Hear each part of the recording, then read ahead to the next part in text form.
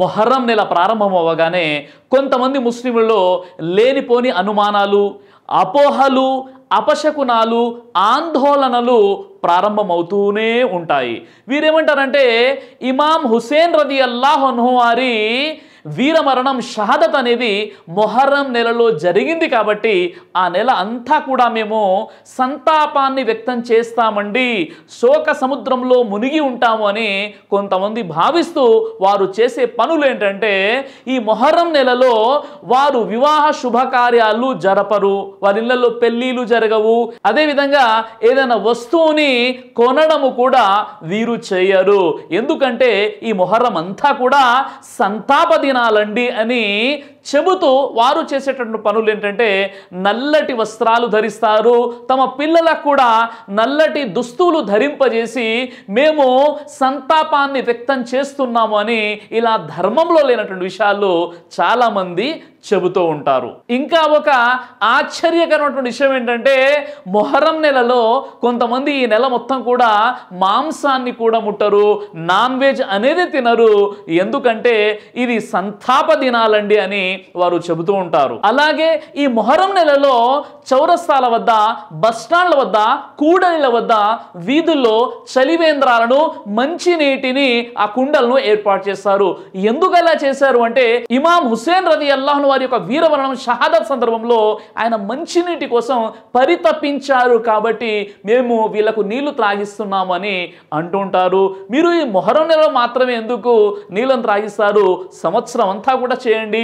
ఒకవేళ మీకు అలాంటి ఆలోచన ఉన్నట్లయితే అలా మాత్రం చేయరు. మరికొంతమందిలో ఉన్నటువంటి ఒక అజ్ఞానం ఏంటంటే ఈ మొహరం సందర్భంగా 113 సార్లు బిస్మిల్లా అని రాసినట్లయితే వారి ఒక సంవత్సరం పాపాలు క్షమించబడి వారి యొక్క కష్టాలు దూరం అవుతాయి, వారి దుఆలను అల్లాహ్ స్వీకరిస్తాడని ఈ విధంగా భావించడం, ఈ దీనికి కూడా ఎలాంటి ఆధారం లేదు. మరికొంతమంది ఏమని భావిస్తారంటే 360 సార్లు సూరే ఫాతిహా చదివి 100 సార్లు దరూ చదివినట్లయితే వారి పాపాలు క్షమించబడతాయి, వారి యొక్క కష్టాలు తీరుతాయని. ఈ విధంగా ఖురాన్లో కానీ హదీసులో కానీ ఎలాంటి ఆధారాలు మనకు లభించవు. మొహర్రం సందర్భంగా వీరు చేసేటటువంటి పనుల్లో కుఫుర్కి, తిరస్కారానికి దారి చూపేటటువంటి కొన్ని ఘోరమైనటువంటి పనులు ఏంటంటే పీర్ల పండుగ పేరుతో ఏదైతే చేస్తుంటారో ముఖ్యంగా ఆ యొక్క కర్రలకు వస్త్రాలను, దట్టీలను వారు ఏర్పాటు చేసేసి పైన పంజా పెట్టేసి అదేవిధంగా ఆ అగ్నిగుండంలో దూకడము, దాని తర్వాత ఆ పంజాలను తీసేసుకొని రోడ్లపై తిరగడం, పూనకాలు ఊగడం, పైగా ఎవరైతే ఆ యొక్క పీర్లను తీసుకొని ఇంటికి వస్తున్నారో వారి యొక్క కాళ్ళు కడగడం, వారి ముందు మోకరిల్లడం, ఆ తర్వాత వారి ముందు బోర్ల పడుకుంటే వీరేమో ఆ పీర్లు ఎత్తుకొని వారి ముందు నడుచుకుంటూ వెళ్ళిపోవడం, డ్యాన్సులు చేయడం, డీజేలు పెట్టడం, ఇవన్నీ కూడా ధర్మంలో లేనటువంటి అధర్మ కార్యాలు. ఇవన్నీ కూడా షిర్కు పనులు. శతకోటి దరిద్రాలకు అనంత కోటి ఉపాయాలు అన్నట్టుగా ఈరోజు ముస్లిం సమాజంలోని కొంతమంది ఎలా తయారయ్యారు అంటే వారికి ఇస్లాంపై సరైనటువంటి పరిజ్ఞానం లేని కారణంగా ఈ పీర్ల పండుగ కూడా ఇస్లాంలో ఉంది అనేటటువంటి ఆలోచనతో వారు ఏం చేస్తున్నారంటే డీజేలు పెడుతూ డ్యాన్సులు చేస్తూ ఈరోజు పీర్ల పండుగ చేస్తున్నారు. వాస్తవంగా ధర్మంలో ఎక్కడ కూడా ఈ పీర్ల పండుగ అనేటువంటి ప్రస్తావనే ఎక్కడ కూడా మీకు కనిపించదు. పైగా ఇది చాలా పెద్ద ఘోరమైనటువంటి షిర్కుకి దారితీస్తుంది. చూడండి, ధర్మం అంటే మీకు అర్థమైంది చేసుకుంటూ వెళ్ళిపోవడం కాదు. ధర్మం అంటే ముందు ఖురాన్లో ఉండాలి, లేదా హదీస్లోనైనా ఉండాలి, లేదా ప్రవక్త ముహమ్మద్ సల్లల్లాహు అలైహి వసల్లం వారి యొక్క శిష్యులైనటువంటి సహబా రదియల్లాహు అజ్మాయిన్ వారి జీవితంలో అయినా ఆ ఆచరణ ఉంటే దాన్ని మనం ఆచరించాలి. అలా కాకుండా ఖురాన్ మరియు హదీసులో లేనటువంటి విషయాలు మనకు నచ్చినవని లేదా మన పెద్దలు చేశారని ఎక్కడ మేము చూసామని అలా చేసుకుంటూ వెళ్ళిపోతే అది షిర్క్ అవుతుంది, అది బిదాత్ అవుతుంది. పైగా దానివల్ల ఎలాంటి పుణ్యాలు రావు, ఘోరమైనటువంటి పాపానికి అది దారితీస్తుంది. కాబట్టి ఇలాంటి పీర్ల పండుగకు, ఇలాంటి పద్ధతులకు ఇస్లాంలో ఎలాంటి అనుమతి మనకు కనిపించదు. అసలు మొహరం అంటే ఏంటి? మొహరం నెలలో మనం ఏం చేయాలి? ఇస్లామియా క్యాలెండర్ ప్రకారంగా మొహరం అనేది మొదటి నెల.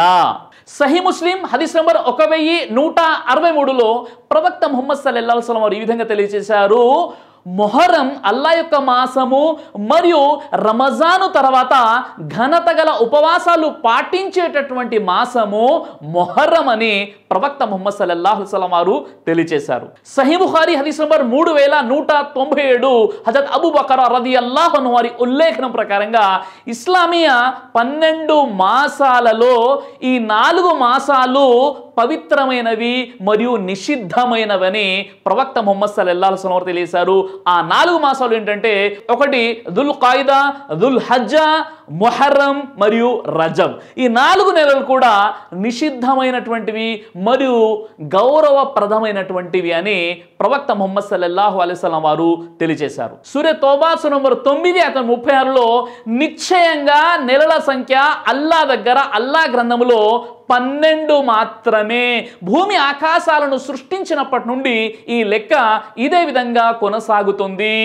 అందులో నిషిద్ధమైనటువంటివి మరియు పవిత్రమైనటువంటివి 4 నెలలు అని స్వతహాగా ఖురాన్లో కూడా అల్లాహ్ సుబ్హానహు వ తఆలా తెలియజేస్తున్నాడు. ఆ నిషిద్ధమైనటువంటి 4 నెలల్లోనే ఒక నెల, అదే ముహర్రం. ఇది ఇస్లామీయ క్యాలెండర్ ప్రకారంగా మొదటి మాసము. ఈ 4 నెలలను ప్రత్యేకంగా పేర్కొనడానికి కారణం ఏంటంటే, పూర్వం నుండి కూడా మక్కా బహుదైవోపాసకులు ఎవరైతే ఉన్నారో వారు కూడా ఈ 4 నెలలను నిషిద్ధ మాసాలుగా భావించేవారు. అంతేకాదు, మక్కా బహుదైవోపాసకులు ఎవరైతే ఉన్నారో వారిలో ఇబ్రాహీం అలైహిస్సలాం వారి యొక్క అనుచరులుగా ప్రకటించుకునేటటువంటి మక్కా ముష్రికులు సైతం ఈ 4 నెలలను నిషిద్ధ మాసాలుగా భావించి అక్కడ వివిధ తెగలతో జరిగేటటువంటి యుద్ధాలు ఏవైతే ఉన్నాయో ఆ యుద్ధాన్ని కూడా ఈ 4 నెలలలో వారు ఆపివేసేవారు. ఎందుకంటే ఆ 4 నెలల యొక్క ఘనత పవిత్రమైనటువంటి నిషిద్ధ మాసాలుగా భావించి వారు యుద్ధాలు సైతం మానుకునేవారు ఆనాటి పూర్వపు ముష్రికులు. సహీ ముస్లిం హదీస్ నంబర్ 1163లో ప్రవక్త ముహమ్మద్ సల్లల్లాహు అలైహి వసల్లం ఈ విధంగా తెలియజేశారు, రమజాను ఉపవాసాల తర్వాత అత్యంత ఉత్తమమైనటువంటి ఉపవాసాలు మొహర్రం ఉపవాసాలు అని ప్రవక్త ముహమ్మద్ సల్లల్లాహు అలైహి వసల్లం వారు తెలియజేశారు. మొహర్రం ఉపవాసాలు రంజానుల ఫరజ్ విధిగా చేయబడినటువంటి ఉపవాసాలు కానప్పటికీ ఎవరైతే ఈ నెలలో అల్లా యొక్క ప్రసన్నత కోసం ఎవరైతే ఉపవాసాలు పాటిస్తారో వారు తప్పనిసరిగా అల్లా యొక్క ప్రత్యేకమైనటువంటి కరుణకు వారు అర్హులవుతారు. మొహర్రం నెల మొత్తం కూడా పవిత్రమైనదే అయినప్పటికీ మొహర్రంలోని 10వ తేదీ మిగతా రోజుల కంటే ప్రత్యేకమైనటువంటిది, ఘనతమైనటువంటిది రోజు కాబట్టి మొహర్రం 10వ తేదీని ఆషురాగా పిలవడం జరిగింది. సహీ బుఖారీలోని హదీస్ నంబర్ 3943 హజరత్ ఇబ్నే అబ్బాస్ రదియల్లాహు అన్హు వారి ఉల్లేఖన ప్రకారంగా ప్రవక్త ముహమ్మద్ సల్లల్లాహు అలైహి వసల్లం వారు ఎప్పుడైతే మక్కా నుండి మదీనాకు వెళ్ళిపోయారో ఆ మదీనాలోని మొహర్రం 10వ తేదీన యూదులు ఉపవాసం పాటించడాన్ని ప్రవక్త ముహమ్మద్ సల్లల్లాహు అలైహి వసల్లం వారు చూసి వారిని ప్రశ్నించారు, మీరెందుకు ఈ ఆషురా 10వ తేదీన మీరు ఉపవాసం పాటిస్తున్నారంటే యూదులు ఈ విధంగా జవాబిచ్చారు. అదేంటంటే, మూసా మరియు మూసా యొక్క సహచరులను ఫిరౌన్ యొక్క కబంధ హస్తాల నుండి అల్లా రక్షించి వారికి విముక్తిని కల్పించాడు.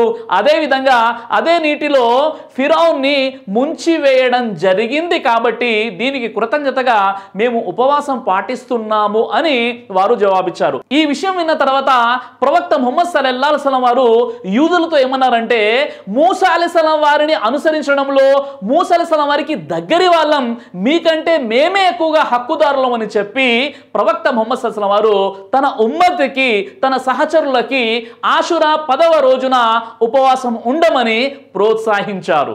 ఆషురా యొక్క రోజా పూర్వం నుండే ఎంత ఘనత కలిగి ఉండేదంటే, ప్రవక్త ముహమ్మద్ సల్లల్లాహు అలైహి వసల్లం వారు ఎప్పుడైతే ప్రవక్తగా నియమించబడినటువంటి తొలి రోజుల్లో ఆషురా రోజా అనేది విధిగా ఫరజ్గా ఉండేది. ఆ తర్వాత ఎప్పుడైతే రమజాను రోజాలు విధిగా చేయబడ్డాయో, ఫరజ్గా చేయబడ్డాయో అప్పుడు ఆషురా రోజా అనేది నఫీల్గా చేయబడింది. సహీ ముస్లిం హదీస్ నంబర్ 1125లో హజరత్ ఆయిషా రదియల్లాహు అన్హా వారి ఉల్లేఖన ప్రకారంగా ప్రవక్త ముహమ్మద్ సల్లల్లాహు అలైహి వసల్లం వారు ఎప్పుడైతే మదీనా వచ్చారో, మదీనా వచ్చిన తర్వాత కూడా ఆషురా ఉపవాసాన్ని స్వతహాగా ముహమ్మద్ సల్లల్లాహు అలైహి వసల్లం వారు పాటించేవారు మరియు తన సహచరులకు కూడా ఈ రోజును పాటించండి అని ఆదేశించారు. ఆ తర్వాత ఎప్పుడైతే రమజాన్ ఉపవాసాలు ఫరజ్ అయిపోయాయో అప్పుడు ప్రవక్త ముహమ్మద్ సల్లల్లాహు అలైహి వసల్లం వారు విధిగా ఉన్నటువంటి ఉపవాసాలు కేవలం రంజాన్లోని ఉపవాసాలు మాత్రమే ఫరజ్ అని చెప్పేసి ఆషురా ఉపవాసాన్ని నఫిల్గా భావిస్తూ ప్రవక్త ముహమ్మద్ సల్లల్లాహు అలైహి వసల్లం వారు ఇక ఇష్టం ఉన్నవారు ఈ రోజా ఉండవచ్చు, ఇది ఫరజ్ కాదు అని ప్రవక్త ముహమ్మద్ సల్లల్లాహు అలైహి వసల్లం వారు తెలియజేశారు. సహీ ముస్లిం మరియు సహీ బుఖారీలోని అబ్దుల్లా ఇబ్నే మూసా రదియల్లాహు అన్హు వారి ఉల్లేఖన ప్రకారంగా ప్రవక్త ముహమ్మద్ సల్లల్లాహు అలైహి వసల్లం వారిపై రమజాన్ ఉపవాసాలు విధి ఫరజ్ అనేటటువంటి ఆజ్ఞలు అవతరించిన తర్వాత కూడా ఆషురా ఉపవాసాలను ప్రవక్త ముహమ్మద్ సల్లల్లాహు అలైహి వసల్లం వారు పాటించేవారు. ప్రవక్త ముహమ్మద్ సల్లల్లాహు అలైహి వసల్లం వారు ఆషురా ఉపవాసాలను ఇతర ఉపవాసాల కంటే ఎక్కువగా ప్రాధాన్యత వహించేవారు. అలాగే ఆషురా ఉపవాసం కంటే రమజాన్ ఉపవాసాలకు ఎక్కువగా ప్రాధాన్యత ప్రవక్త ముహమ్మద్ సల్లల్లాహు అలైహి వసల్లం వారు ఇచ్చారు అని తెలియచేయడం జరిగింది. సహీ ముస్లిం హదీస్ నంబర్ 1916 హజరత్ అబ్దుల్లా బిన్ అబ్బాస్ రదియల్లాహు అన్హు వారి ఉల్లేఖన ప్రకారంగా ప్రవక్త ముహమ్మద్ సల్లల్లాహు అలైహి వసల్లం వారు ఈ విధంగా తెలియజేశారు, నేను గనక వచ్చే సంవత్సరం వరకు బ్రతికి ఉన్నట్లు అయితే నేను మొహరం 9వ తేదీ కూడా ఉపవాసాన్ని పాటిస్తాను అని ప్రవక్త ముహమ్మద్ సల్లల్లాహు అలైహి వసల్లం వారు తెలియజేశారు. అంటే ఆషురా 10వ తేదీతో పాటు ఆషురా 9వ తేదీ ఒక రోజు ముందు కూడా నేను ఉపవాసాన్ని పాటిస్తానని ప్రవక్త ముహమ్మద్ సల్లల్లాహు అలైహి వసల్లం వారు తెలియజేశారు. ఈ విధంగా ప్రవక్త ముహమ్మద్ సల్లల్లాహు అలైహి వసల్లం వారు ఎందుకు చెప్పారు అంటే యూదులకు భిన్నంగా ఉండాలి అని. యూదులు ఆషురా 10వ తేదీ మాత్రమే ఉపవాసాన్ని పాటిస్తారు, వారి ఆచరణకు భిన్నంగా ఉండాలని ముహరం 9వ తేదీ కూడా మీరు ఉపవాసాలు పాటించాలని ప్రవక్త ముహమ్మద్ సల్లల్లాహు అలైహి వసల్లం వారు తెలియజేశారు.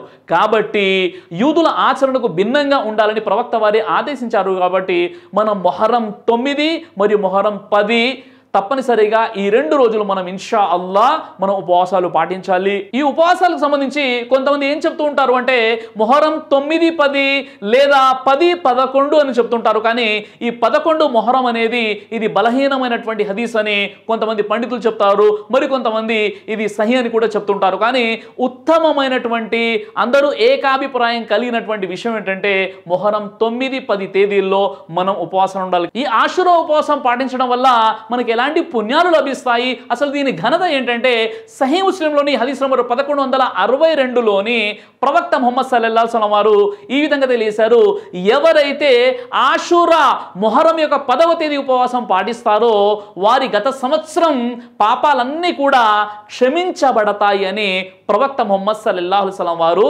తెలియచేశారు. కాబట్టి సోదరులారా, మన పాపాలు క్షమించబడడానికి తప్పనిసరిగా ఇన్షా అల్లాహ్ మనం ఈ ఆషురా ఉపవాసాన్ని మనం పాటిద్దాం.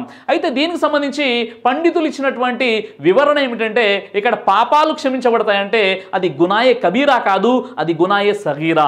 గునాయే కబీర్ అంటే మహాపాపాలు, వడ్డీ, తల్లిదండ్రుల అవిధేయత, షిర్క్, వ్యభిచారం లాంటి హత్య లాంటి పెద్ద పాపాలు ఏవైతే ఉన్నాయో అవి ప్రాయశ్చితం ద్వారా, అదేవిధంగా తౌబా, అదేవిధంగా కఫారా ద్వారా క్షమించబడేటటువంటి కొన్ని పాపాలు ఉంటాయి. గునాయే సగీరా అంటే మనిషి ద్వారా జరిగినటువంటి చిన్న చిన్న పాపాలు ఏవైతే ఉంటాయో సంవత్సరం పాపాలు, గతించినటువంటి సంవత్సరం పాపాలన్నీ కూడా ఈ ఆషురా ఉపవాసం ద్వారా క్షమించబడతాయని తెలియడం జరిగింది. కాబట్టి అల్లాహ్ సుబ్హానహు వ తఆలా మీకు, నాకు, మనందరికీ కూడా ఖురాన్ మరియు సహీ హదీసు గ్రంథాలలో జీవితం గడిపేటటువంటి సద్బుద్ధిని ప్రసాదించుగాక. అలాగే ఈ మహోన్నతమైనటువంటి ఆషురా ఉపవాసాన్ని మనమంతా కూడా తప్పనిసరిగా పాటించేటటువంటి సద్బుద్ధిని ప్రసాదించుగాక. అలాగే మన ఇంట్లో ఉన్నటువంటి పిల్లలు ఎవరైతే ఉంటారో వారు కూడా అల్హమ్దుల్లా ఈ ఆషురా ఉపవాసం ఉండవచ్చు. కాబట్టి మన పిల్లల్ని కూడా నిద్ర మేల్కొలిపి వారికి కూడా సహరి చేయించేసి వారు కూడా ఉపవాసాలు ఉండేలా మనం ప్రోత్సహించాలి. సహబా రదియల్లాహు అన్హుమ్ అజ్మైన్ కాలంలో ఆషురా ఉపవాసాన్ని పిల్లలు కూడా ఉండేవారు. ఒకవేళ వారు ఆకలి వేస్తుందని మారం చేసినట్లయితే వారికి ఆట బొమ్మలు చేసి కాలక్షేపం ఇఫ్తార్ వరకు చేసేవారు. ఈ విధంగా చిన్న పిల్లలు కూడా ఉపవాసం ఉండవచ్చు. మనందరికీ కూడా అల్లాహ్ సుబ్హానహు వ తఆలా ఈ మహోన్నతమైనటువంటి ఉపవాసం ఆషురా రోజు ఉపవాసాన్ని పాటించేటటువంటి సద్బుద్ధిని మనందరికీ కూడా ప్రసాదించుగాక. ఆమీన్ యా రబ్బుల్ ఆలమీన్. దైవ ప్రవక్త ముహమ్మద్ సల్లల్లాహు అలైహి వసల్లం వారు తెలియజేశారు, కడుపుకు సంబంధించినటువంటి అన్ని రకాల వ్యాధులకు అద్భుతమైనటువంటి ఔషధం తల్బీనా. ఇది దైవ ప్రవక్త వారి సున్నత్. మంచి ఆహారం, ఇమ్యూనిటీ బూస్టర్, ఇందులో షిఫా ఉంది. ఇది మంచి ఔషధంగా కూడా పనిచేస్తుంది. కాబట్టి పిల్లలు అయినా పెద్దలు అయినా ఎవరైనా దీనిని ఉపయోగించవచ్చు. అలాగే ఖురాన్లో దైవం తెలియజేశాడు, తేనెలో మీకు స్వస్థత ఉంది అని. కాబట్టి స్వచ్ఛమైనటువంటి తేనె కోసం మీరు సంప్రదించండి. అలాగే షాహీ హల్వాను మీరు తప్పనిసరిగా ఉపయోగించి మీ దాంపత్య జీవితంలో మంచి అనుభూతిని పొందండి. ఇందులో ఎలాంటి సైడ్ ఎఫెక్ట్స్ లేవు. ఇది కంప్లీట్గా హెర్బల్ ప్రొడక్ట్స్తో తయారు చేయబడినటువంటిది. కాబట్టి ఇక్కడ కనిపిస్తున్నటువంటి ఈ నెంబర్స్కి కాల్ చేసి మీరు ఇప్పుడే ఈ ప్రోడక్ట్ని ఆర్డర్ చేసుకోవచ్చు. కొరియర్ ఫెసిలిటీ కూడా ఉంది.